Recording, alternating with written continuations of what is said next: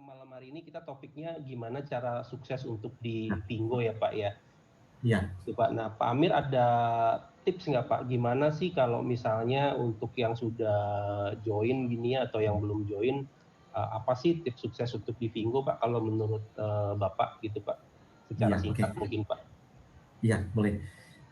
Tadi di grup seperti bahas ya, jadi malam hari ini teman-teman kita akan mengangkat sebuah topik, itulah topik bagaimana kalau kita ingin berhasil kita harus lupakan alasan teman-teman, ya. Kalau ingin alasan lupakan berhasil. Jadi saya akan membawakan topik ya, topik kalau ingin sukses lupakan alasan, kalau ingin alasan lupakan sukses ya. Dan saya mengambil bahan-bahan ini dari lapangan teman-teman. Jadi dari yang kami sudah jumpai di lapangan, lalu kami tulis ya, dan kami akan berusaha menyampaikan ke teman-teman semua ya.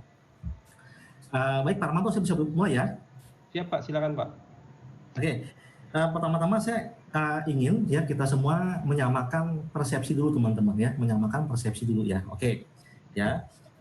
Baik, yang pertama adalah sekecil-kecilnya atau sebesar-besarnya sebuah usaha pasti memerlukan effort teman-teman. Setuju teman-teman ya? Setuju ya? Oke. Apa itu effortnya?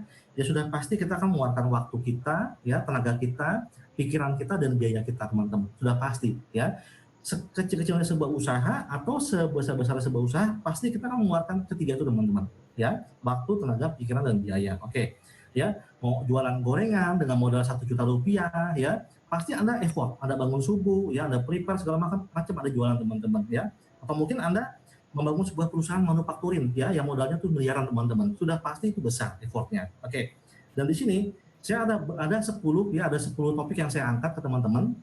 Dan ini yang saya jumpai di lapangan ya. Jadi saya jumpai di lapangan dan saya coba angkat hari ini teman-teman ya. Mungkin hari ini ketika Anda ketemu dengan calon PS Anda ya, lalu dia punya keberatan, punya alasan dan sebagainya, lalu bagaimana cara menangani teman-teman ya? Yang pertama, pasti Anda pernah ketemu dengan orang ya, ketika Anda tawari dibilang bahwa saya tidak punya modal ya. Pasti teman-teman sering ya teman-teman ya, saya tidak mau punya modal ya. Oke. Ternyata ya, modal itu adalah bukan alasan. Ya, bukan sebuah alasan ya. Ternyata modal utama adalah niat dan kemauan teman-teman ya. Apa kalau misalnya mau dicari dan mau usaha pasti bisa ya. Dan contoh misalkan ya, saya mau ngajak teman-teman untuk introspeksi. Misalkan Anda diajak nonton bioskop sama teman Anda pasti bisa ya. Atau mungkin Anda membeli rokok ya, Anda pasti bisa teman-teman.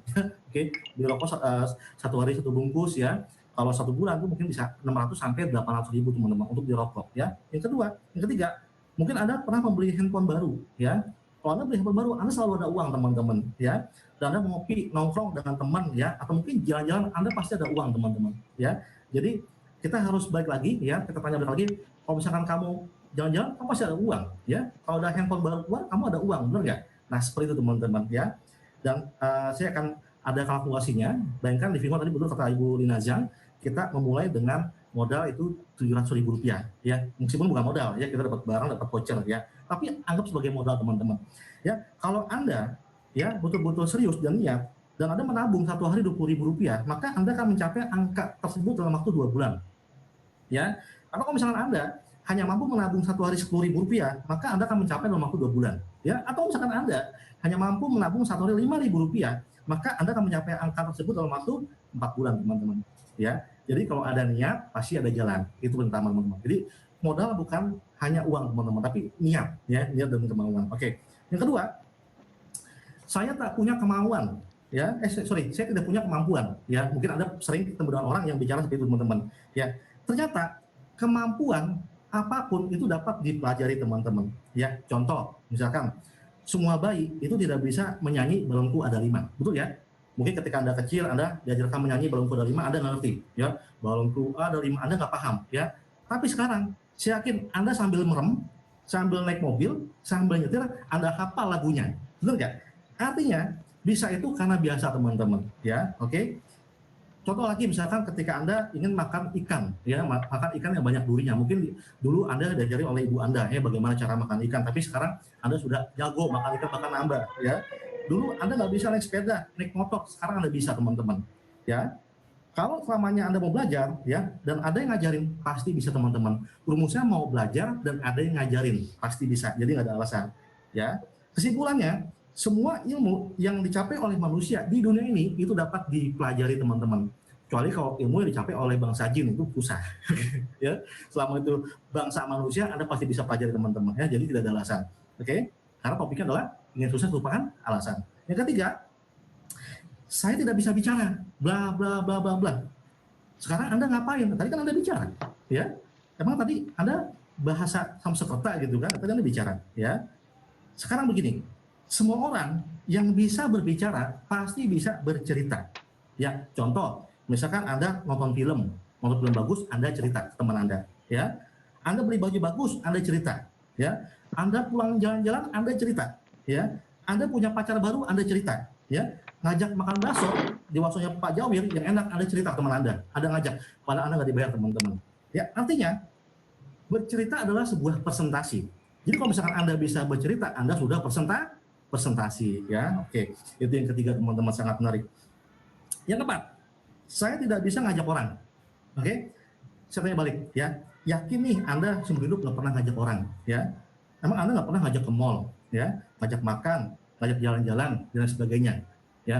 Bahkan ya kalau saya boleh guyon ya, orang meninggal aja ke kuburan ngajak orang teman-teman. Benar ya, Pak Armanto ya? Masa Anda orang hidup nggak bisa ngajak orang, kan itu lucu teman-teman ya. Orang meninggal aja bisa ngajak orang ke kuburan kan gitu, ya. Tapi just guyon ya teman-teman. Yang kelima, saya sibuk dengan pekerjaan, ya. Ternyata begitu saya lihat, Anda lebih banyak waktu untuk bercanda, ya, dan melakukan hal-hal yang tanpa hasil teman-teman, ya. Justru konsep afiliasi Pingo e-commerce adalah didesain untuk orang sibuk seperti kita teman-teman. Jadi Anda orang sibuk cocok menjalankan Pingo teman-teman, ya, karena program ini memang didesain untuk orang yang sibuk seperti kita, ya. Kenapa? Karena kita nggak harus ngantor, ya, nggak harus absen, nggak harus menghadap atasan, ya, nggak harus briefing dan sebagainya teman-teman, ya. Jadi Pingo dapat dikerjakan secara online di sela-sela waktu luang. Sama kayak Anda ketika Anda buka FB, ya, Anda komen-komentar orang gitu kan dan sebagainya, ya. Anda gosip, bercanda, Anda bisa punya waktu teman-teman, ya. Dan ada sistem kerja offline dan online yang bisa dikerjakan oleh siapapun teman-teman. Jadi nggak ada alasan nggak punya waktu. Oke. Yang keenam, saya gaptek, ya, ini sering ya. Saya gaptek nggak seperti Bapak gitu kan. Oke. Loh, kok sekarang bisa hadir di Zoom, ya, hadir di YouTube gitu kan? Nah, pertama, hari ini adalah era teknologi teman-teman, ya. Saya mengajak mari kita senantiasa ya untuk mengupgrade diri kita untuk memahami era teknologi. Kenapa? Karena di Indonesia itu 170 juta penduduk Indonesia sudah menggunakan teknologi internet teman-teman, ya. Kok saya lebih sering berjumpa dengan orang yang memiliki smartphone daripada yang tidak punya smartphone teman-teman, ya. Kemarin saya beli ketoprak, abangnya punya handphonenya bagus, Pak Armanto udah Samsung Note berapa gitu ya, saya beli apa, saya beli nasi padang, ya, saya beli gorengan. Semua orang sekarang punya smartphone, ya. Jadi boleh dibilang ya market kita sangat besar teman-teman, ya. Mereka yang punya smartphone, mereka yang menggunakan internet, itulah market kita teman-teman. Oke. Dan ternyata banyak orang kampung yang sudah kenal online, ya, asal kamu belajar teman-teman, ya. Oke. Yang ke-8, orang terdekat tidak mendukung. Kalau gitu saya sama Anda senasib teman-teman. Kenapa? Karena begitu saya mulai, orang terdekat saya itu tidak mendukung, ya, saya menjalankan Pingo teman-teman. Jadi kita senasib, ya. Ternyata orang terdekat kita itu bukan tidak mendukung teman-teman, karena mereka sayang, ya. Mungkin sebelumnya kita pernah gagal dan sebagainya, ya. Mereka hanya takut Anda mengulangi kegagalan sama teman-teman, ya. Nah, tugas kita adalah hanya memberikan bukti teman-teman, ya, memberikan bukti ke keluarga Anda, ke orang-orang yang Anda cintai teman-teman, bahwa Anda bisa berhasil di Pingo. Itu tipsnya. Yang ke-9, saya takut, ya. Ternyata, ya, takut adalah awal daripada sumber kegagalan teman-teman. Misalkan Anda ingin sholat tahajud, Anda takut nih nanti ada setan malam gitu kan, Anda nggak jadi sholat, benar-benar nggak teman-teman? Ya, kalau Anda punya Tuhan, Anda harus berani teman-teman, ya, libatkan Tuhan, ya. Kenapa? Kalau misalkan Anda tidak libatkan Tuhan, maka di saat itulah Tuhan tidak ikut campur dengan urusan Anda teman-teman. Libatkan Tuhan, ya, supaya Anda berani tidak takut teman-teman. Oke, ya. Yang ke-10, saya trauma, ya, saya trauma.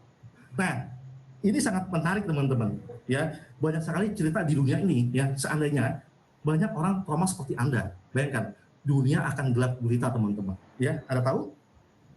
Ya, ketika itu Thomas Alva Edison, ya, menciptakan lampu, ya, berapa ribu kali, ya. Kalau misalkan tidak ada beliau, mungkin dunia gelap teman-teman. Anda tahu ya Kolonel Sanders ya, itu harus gagal berapa kali ya, lebih dari 9.000 kali ya, ketika itu baru terima resepnya dan sekarang sudah berdiri KFC dan kita bisa menikmati betapa nikmatnya KFC ya. Dan Anda tahu ya apa, Wright bersaudara yang menciptakan pesawat terbang ya, dan dia jatuh berkali-kali teman-teman, bahkan sempat patah tulang. Ya kalau mereka trauma, mungkin sekarang kita dari Jakarta ke Medan naik getek teman-teman ya, naik apa, kebun pisang. Oke ya. Jadi bayangkan teman-teman, banyak sekali hal-hal yang begitu ajaib di dunia ini itu terjadi karena orang tidak trauma teman-teman. Jadi jangan trauma ya, itu tipsnya. Ya, positive thinking, yakin Anda pasti bisa. Ya, ingat ya hukum alam. Orang yang punya prinsip sukses, dia memiliki 1001 alasan untuk berhasil teman-teman. Ya, dan orang yang memiliki prinsip gagal, dia memiliki 1000 alasan untuk gagal.